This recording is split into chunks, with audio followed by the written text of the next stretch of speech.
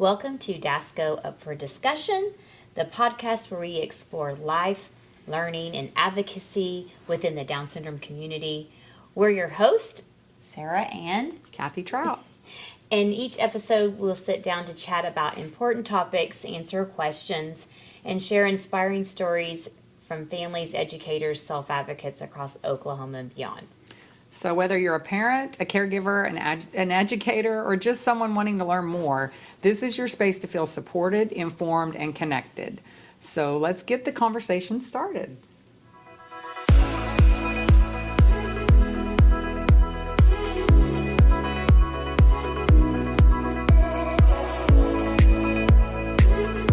Today's episode is all about the waiver.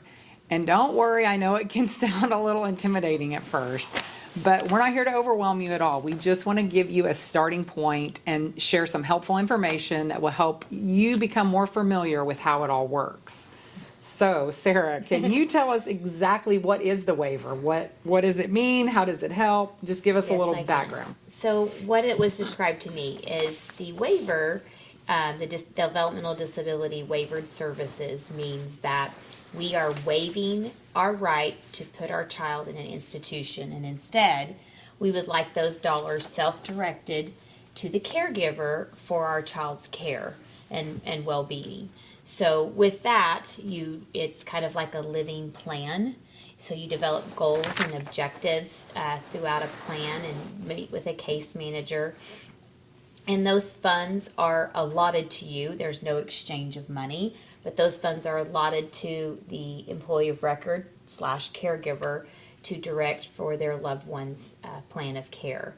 And I know, Kathy, you came off the wait list before I did. And just to go back, years ago, the wait list or the waiver was about, 15, 16 years long before individuals started receiving those services, which was kind of frustrating for a lot of people. And we had families that didn't sign up because they was going to take too long. They didn't quite understand it. But about 4 years ago, the state legislature decided to fund the wait list and make Oklahoma become a no wait list state.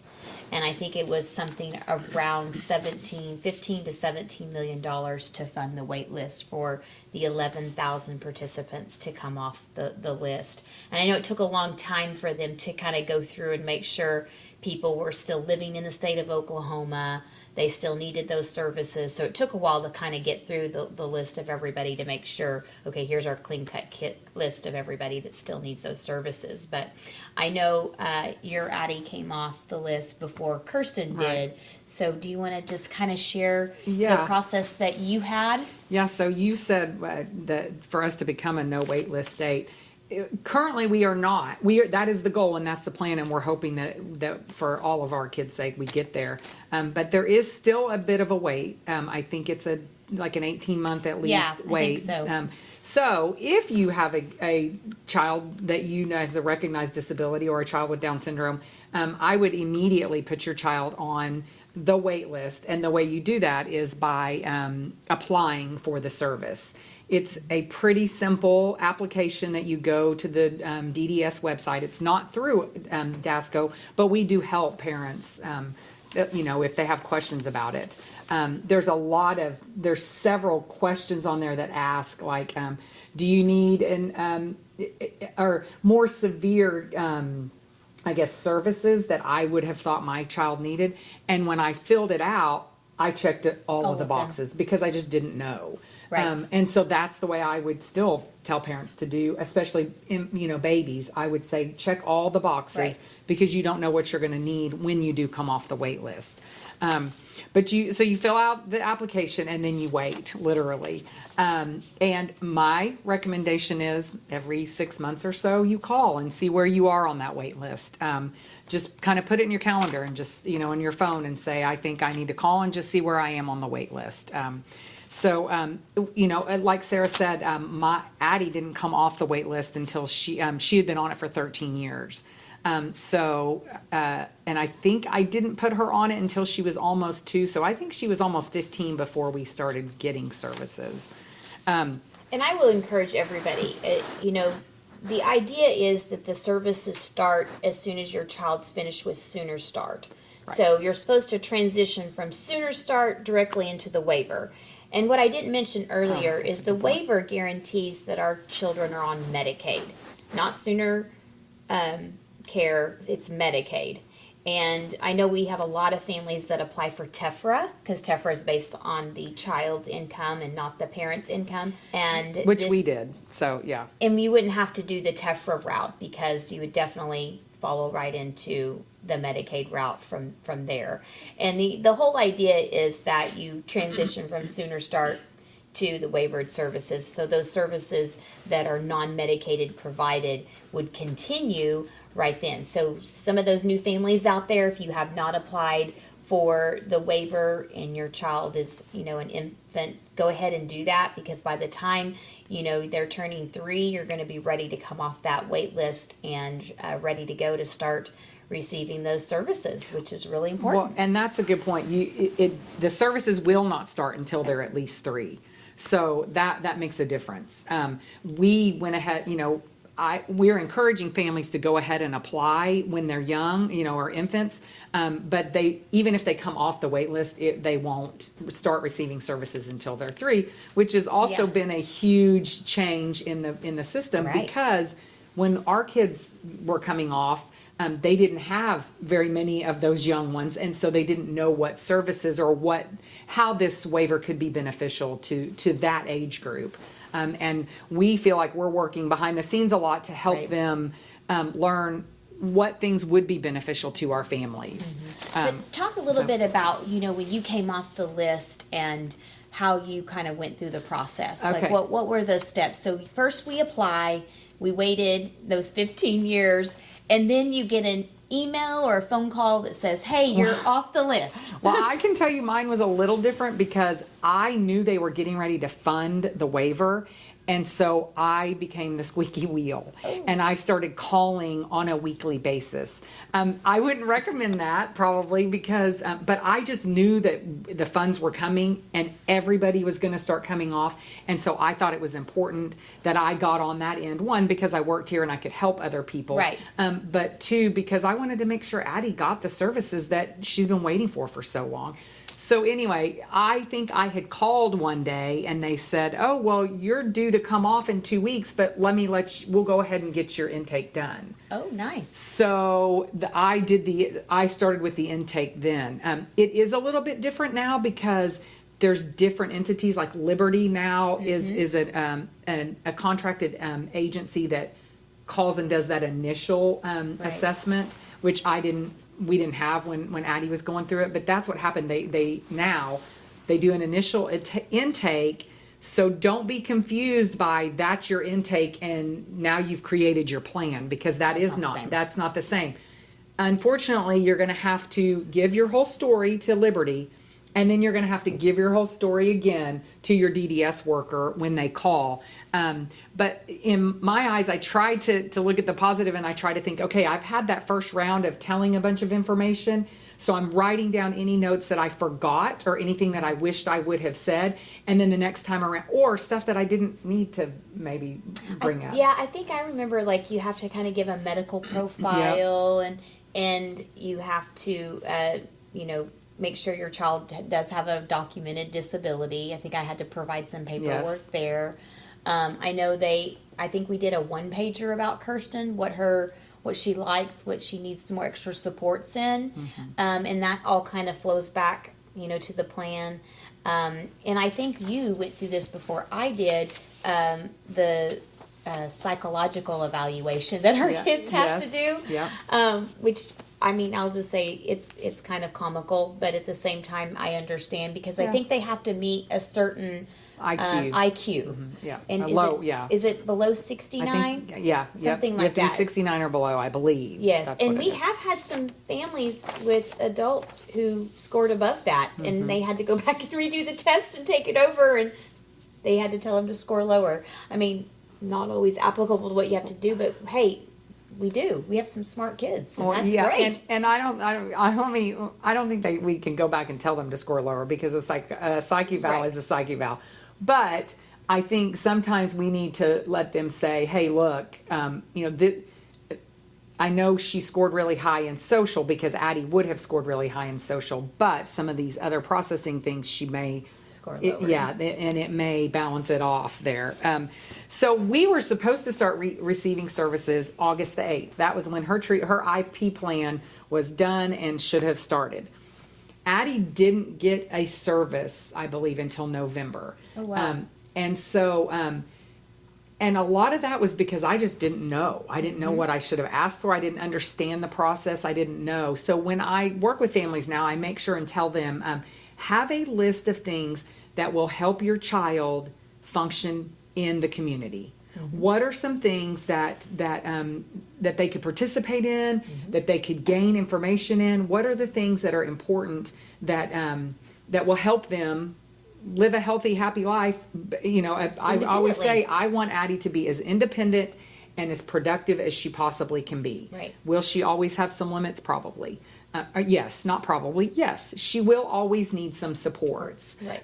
But I want to, I made a list. I mean, I tell our parents now, make a list of everything that you feel like would be helpful to your child. Some of the things that we did for Addie, she is very social, and she loved, she was learning how, or was on a swim team. That was something that needed to continue, it helps her in her social, it helps her in her physical, it helps her in her processing. There's so many things that the swim team did for her, and that needed to continue. So that is a service that if you can show how this is beneficial and keeps your child independent and growing towards independency, those are things that the waivered services will cover. If you can find a vendor that would be willing to take the payment for that. Right, and swimming is a nice skill to have for safety reasons. Absolutely. Like if you are people that like to go to the lake a lot, or just activities and swimming, and I know safety is a big thing to add to your plan, and if you can justify safety and security measures of why this service is appropriate for your child, those are good keywords to add to your plan. Yes. As well as health and wellness initiatives. We've added those for Kirsten for sure. But those are because we want our kids to always be safe and secure in the community and learn those things. And what better way than, we want them to be safe on the water. That's imperative. Yes, definitely.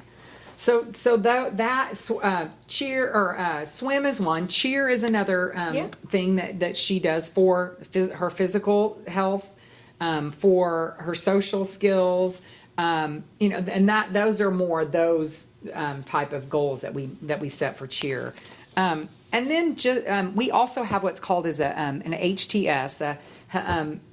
Habitational training specialist, and that is a person that comes in and helps her learn a bunch of skills, that helps them learn how to manage themselves appropriately in the community, and provides respite for you. Yes, that's not what it's for, but Right. that's what it does. I mean, it does. It's great to look at it that way because that's what you need. You want it for. Because actually, I should mention, once you're on the waiver, you're no longer eligible for the respite vouchers. Okay. So you cannot apply for the respite vouchers if you are receiving the waivered services. Okay.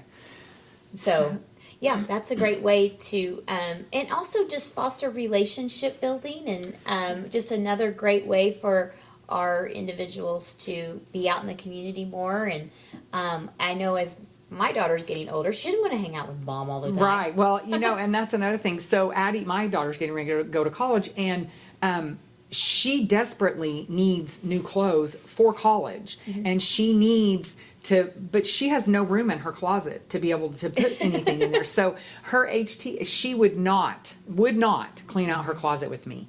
Her HTS came in, and within a day, half of the closet, within 2 hours, less than 2 hours, half of her closet was cleaned out, and I have a huge box to be able to donate now. That's awesome. But she wouldn't go through it with me. So it was more of her HTS coming in and saying, hey, I think this is too young, much. or this is too tight, or, and me telling her that was not going anywhere. But another teen, this specific HTS is a peer. Addie does have a few HTSs. She has one that takes her to the gym that's a little bit older, one that's a college age student that is going to be very beneficial for her when she does go to college, and then another peer of hers that is with her and doing her swim stuff, and that those 3 different areas or levels that she's on, I couldn't have. I mean, I'm very thankful that I was able to find those HTSs, because that's a hard thing to do. Is we found that it's hard to find people that can work with our kids or that are willing to work with our kids. So Kathy, I'm just going to ask you just to clarify for the listeners out there. So you're on self-directed services. Correct. Which means that you're self-directing what programs and activities are appropriate for Addie for her plan. Right. There are other options. You can use an agency. You don't have to use self-directed and still have the same services. But Kathy is the employee of record. Right. And so you manage how those funds are to be spent. Yes. And then you hire your HTSs. Correct. And also figure out what the pay scale is, because Yes. there is a Yeah. pay scale that you can decide. Set for your HTSs. Yes, Yeah. and then budgeting all those funds. Do Yes. you want to talk a little Yeah. bit about that? Well, it is overwhelming. It is a lot, and it is like a little part-time job. So please go into it knowing that, but it is so worth it. It has been for us. So go into it with the mindset of things are going to change. Your workers are going to change often. You might not get approval on something you need the first time around, but don't give up. I try to stay as positive as I can. There are days when I would like to rip my hair out. I'm sure. But that's with anything. Yeah, but I think that is with anything. Sure. I think that's, just going to work at your jobs or what. There's days when you are at your limit. And that's when you need to step back and take care of yourself. Right. So then you can go in and advocate the best for your child. But yeah, so you also, with that being said, you can do partial. You can do part of your service, part of your monies can be directed towards an agency, and the other part can be self-directed. So like all of your services like cheer and swimming could be on the self-directed, and then your HTSs could be used through the agency. Yes. If you didn't want to have to manage employees, for instance. Yes. Yeah. And then, because you do have to manage them. I mean, you have to watch their CPR and first aid certificates, because if that expires, they cannot clock in. So you have to, create some type of a checklist for yourself to know when your HTSs are coming up. You can now through Acumen, which is the third party funding or fiscal agent.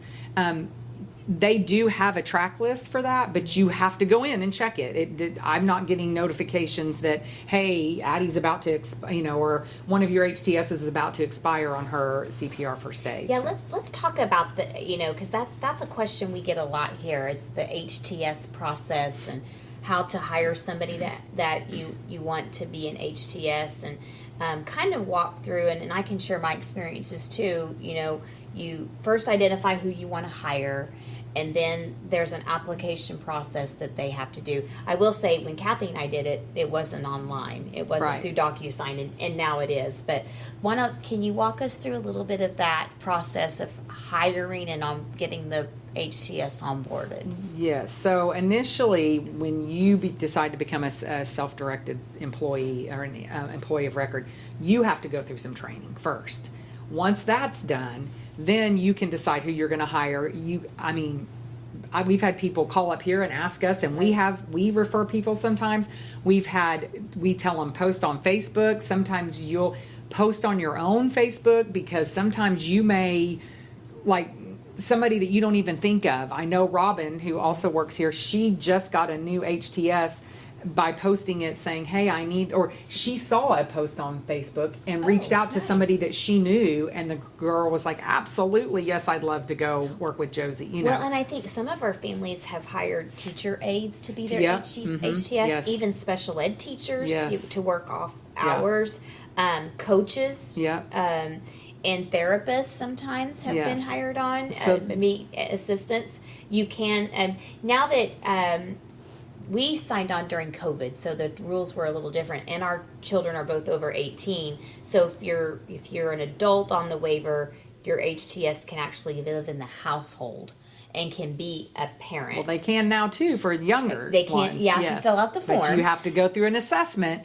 to make sure the child qualifies. But Right. at the time when we came off, was not it that was way. not that way. But now it is, which we feel like when we're advocating behind the scenes a lot to try to get some of these things changed for the better. And it is, so things are really improving. And They I are. do think that DDS, as much as people give them a bad rap sometimes, they're trying. They are. They are trying to, listening. yeah, they are listening, and their hands are tied at some point too, because it's a Medicaid billable service, and they have to make sure that the funds they're using are being used appropriately. And if not, we could all risk payback, you know. So they're trying to do their due diligence. I will say they don't move near as fast as we like to. No, they don't.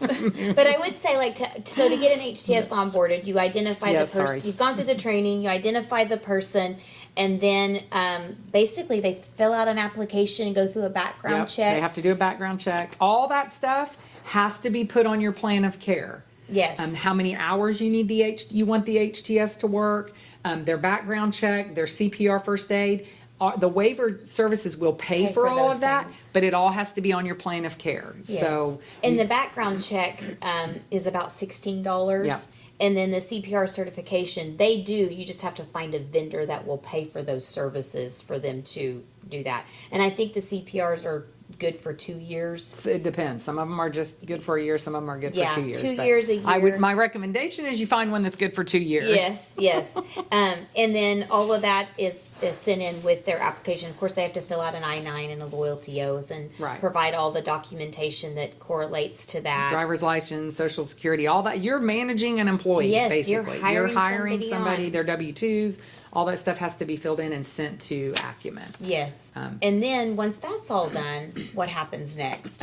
Well, then, depending on who you hire, your HTS, my HTS is all already knew my child. Right. So that learning curve was a little bit different. But there are people that come in and they don't know who they aren't as familiar with the client, the person who's receiving the services. So they have to get to know them. Mm-hmm. They have to learn what goals they're working towards. Yeah, they have to follow the plan. They have to follow a plan and we too. have to ensure right. that they're following the plan. So And through the app, there's a note part on there. So when they clock in, they can also, when they clock out, they can write what they worked on during Yep, that time. outcomes and- Yes, and that has to be on there because quarterly we have to do a report to DDS. And so they know where Addie is with these goals. Is this a goal that we can remove from her plan? Or is this a goal that, although she's doing a great job at, she's constantly needing to work at? So those are things that are constantly moving parts of the plan. So let's just briefly kind of dive into like the responsibilities of an employee of record, because that can be a lot sometimes, and it's getting the HTS identified. Well, first, we have to get them all started up on the waiver. So getting our child basically onboarded in that process, onboarding in HTS, and then just managing all of the services and making sure the reports are turned in quarterly, and meeting with your case manager quarterly to make sure that there's nothing that needs to be changed, and if there's any addendums that need to be made to the plan. So it's kind of a constant check-in, wouldn't you say? Yeah. Yes. Sometimes you'll have more contact than others, but Right. But if your plan's moving smoothly, you might not talk to them for a little bit. But as soon as you need anything different than what the plan is, you've got to go through your caseworker to have an addendum. And I've had great luck just emailing my case manager Yes. and those that are helping on our plan to get answers or feedback. And I get a pretty good response. The wait time isn't very long, maybe a couple of days, because they might be having to figure something out. Yeah. And there are times that it's worse than others. Sure. And if you're having an issue, and it takes more than 3 to 4 days, I would go ahead and CC them again or email them again and CC the supervisor. Yeah. And, but I do think most of these workers are really trying. They Sure. are really trying. And so we need to try to give them the benefit of the doubt. One thing I think we need to talk about is goods that you can also get off the waiver services. Absolutely, because you've done that. Yeah. I'm kind of in the process of it right now. So talk about those goods and services that you've. So things that your child might need to help them become more independent. And I'm throwing some of these out there, but like anything safety. One of the things that Addie is getting for college is an Angel Sense, which is basically a tracker that will help us if she's somewhere she's not supposed to be or whatever, or if there was an emergency, she has a button to push to notify people. A lot of times in home stuff, they have like an Echo. So if your child is independent enough to where they can start staying at home some by themselves, but they need to check in, and not just a check in, but you need to get a visual on them. Those Echo shows, so things that will help them live more independently. Maybe a smart microwave, maybe a smart air fryer that will help them learn how to cook on their own, but maybe we can't be there all the time, but it's got to be able to shut itself off, kind of thing. So those are things that we've accessed. Some of them, more specifically, she's getting ready to go to college, and she has celiac. Yeah. And so she can't do a lot of things can't be cross-contaminated. Right. And so in order to protect that, she's going to have her own fridge. She's going to have her own microwave. So those kind of things that the waiver services pays for as well.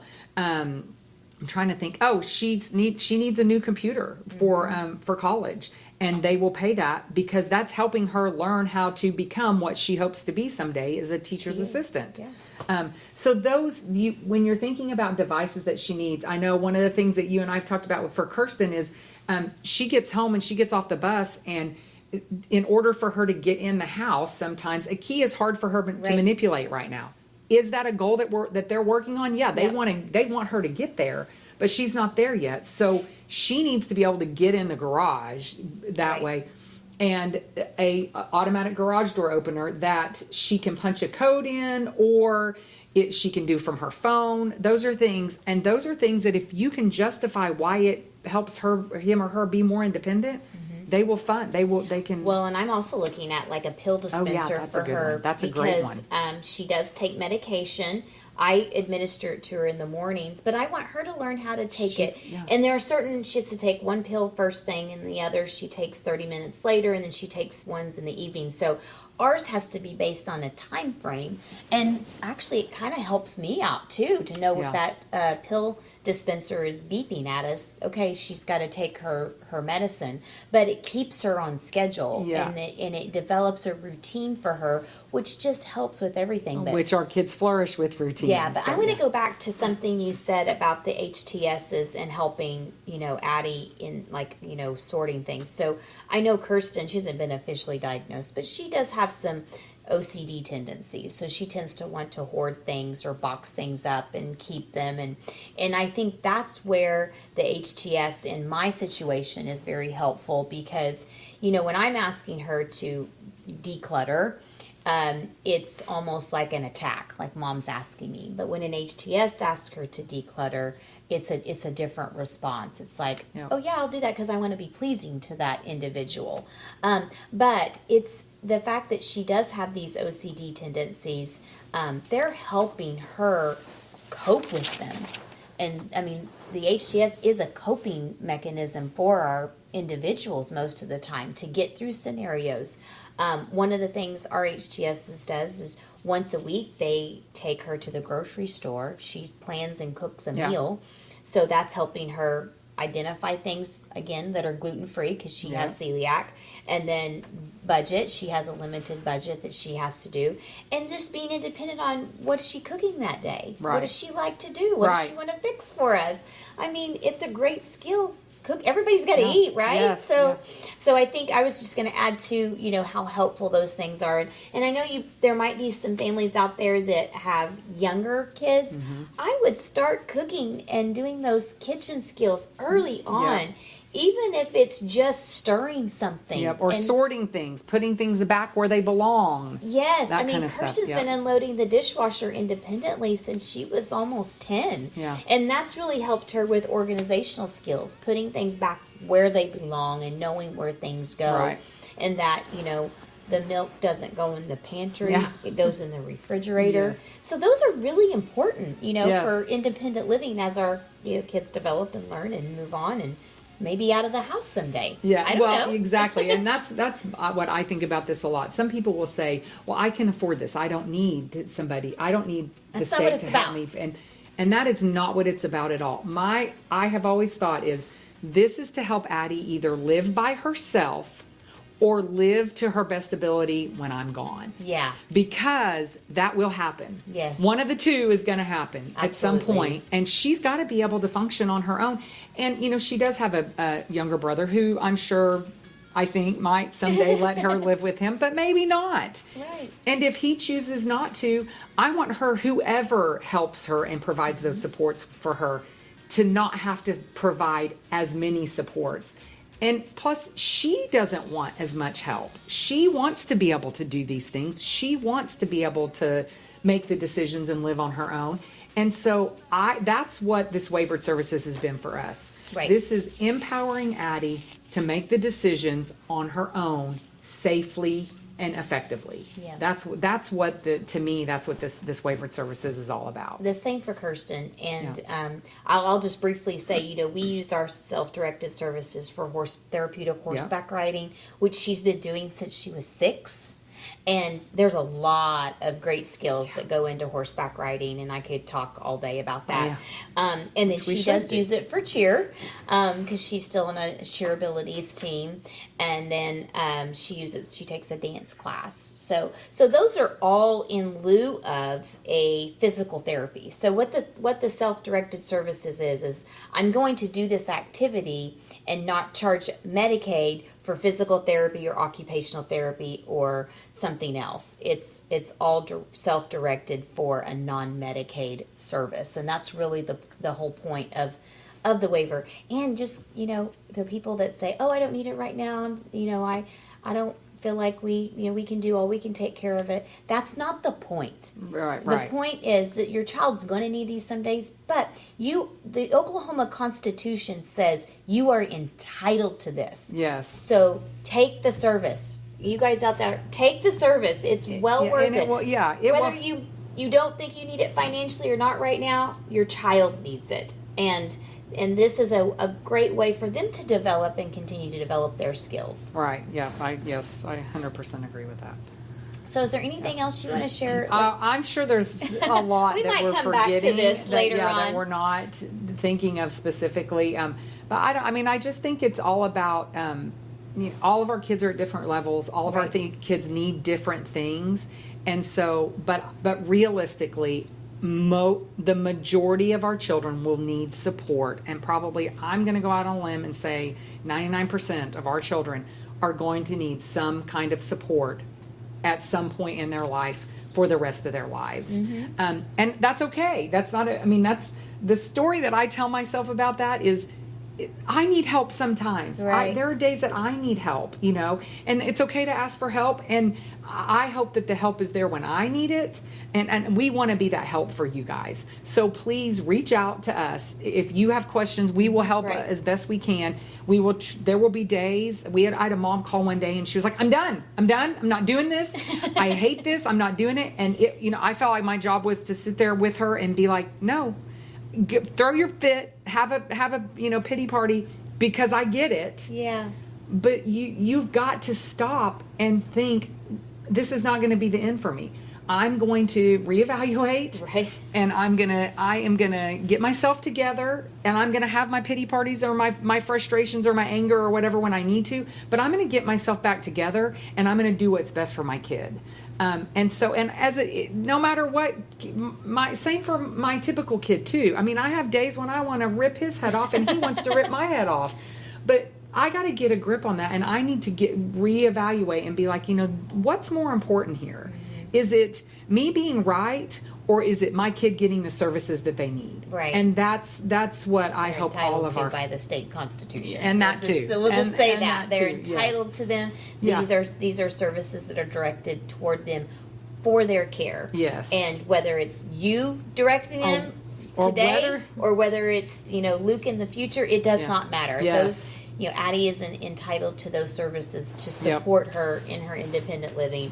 And I think, with all of that, being said, if you have questions or comments about today's episode, or you're just getting started, or you want to apply for the waiver, please reach out to us. Kathy and I are constantly advocating and meeting with DDS to get some of these things ironed out.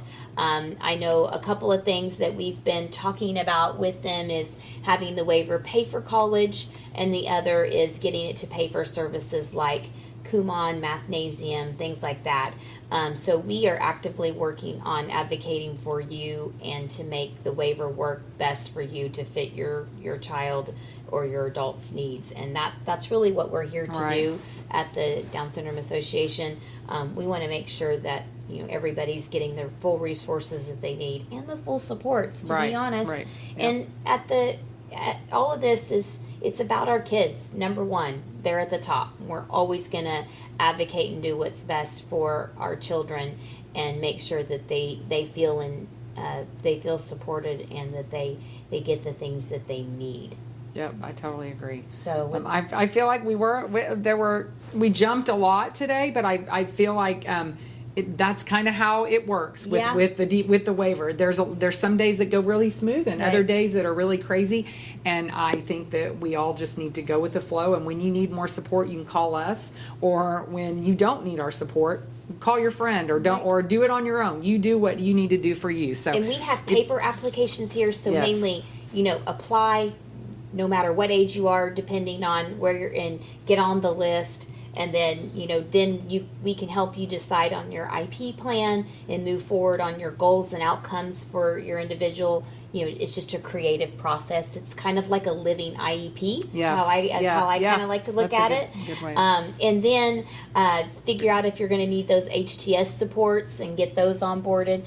And then after that, it's pretty much smooth sailing, just to monitor and get I don't know things that going. it's smooth sailing, but Well, the hard work's work's done.